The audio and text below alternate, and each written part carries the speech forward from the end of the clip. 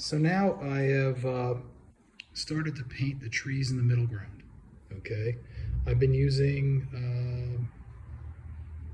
a round brush, number 6. I'll show that to you. This brush, number 6 round.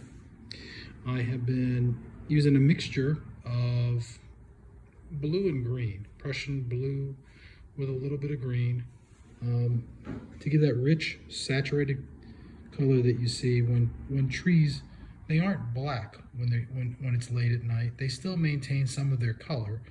So it's a really rich green towards the darker end of the scale. And that's why I'm using that.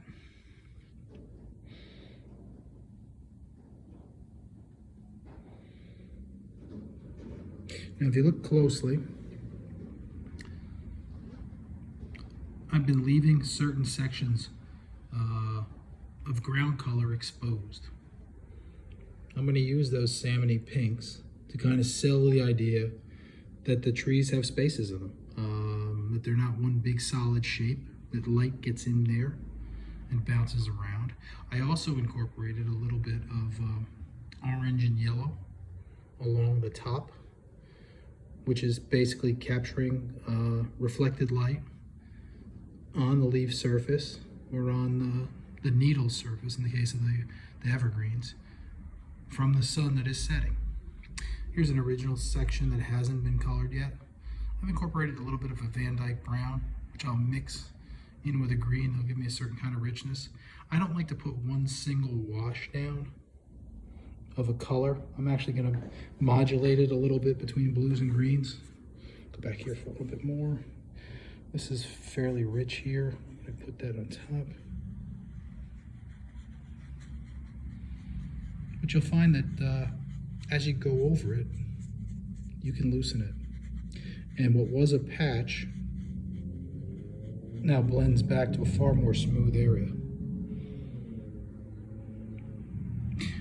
If you look closely at the tree, I've kind of secured some of the branches a little bit more, gone back over the top of them, made them wider in certain sections. You know, where I erased that one section, you can see that. You can still see where to paint it. And I will put my last coats of paint over the top of that. You can see where it has dried. It has been it's a little bit streaky. That's because I chose to use the hot press paper. It has no tooth. So as the water puddles, it really doesn't have any place to go. It can't sit in on rough paper or cold press paper. There's a lot of undulation. There's little places for it to pool. It's you know, it's not a smooth surface. It's rough, and without that, the water just sits on the surface, and as it dries, if water gets trapped with pigment, it creates these things that they call blooms. You see that kind of like that little serrated edge around the forms. Some people really like that. If I had a choice, I probably wouldn't have done that in this, but I'll work around it. So let's take a look now at my tools. So you know I'm using a 6 round. I'm also going to use 2 smaller brushes, 2 smaller rounds, both sablets. You know, a couple of a 0 and I believe a 1. So they're very small. I can get at the branches with that. And this is a watercolor palette, which has circular wells and it has rectilinear wells. So, and if you look carefully at the way that I've set this up, in most cases, I put the color on top or away from the water. Especially you can see it right here. And I'll draw the color into my well, my watercolor well. In this case, I kind of blended a couple colors together. Give you a chance to look at that a little bit. You can have different, you know, degrees of a color if you want, from dark to light. You could introduce a second color into a color. In this case, that green, which I'll take a little bit of that yellow and make it a different kind of green from the same family. Now, the tubes themselves, I'm using tube color. You can also use a thing called half pans. That's what those are. That's basically pan color. And the difference between tube color and pan color is pan color, which is the sets we usually have, the pigment is dried out into a holder.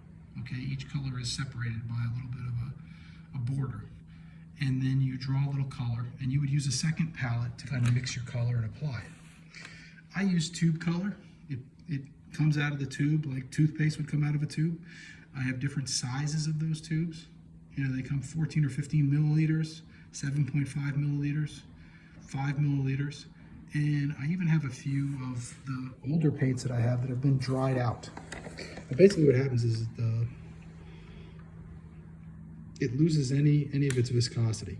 And just because it lost its viscosity doesn't mean that the glue and the pigment isn't still good. It is.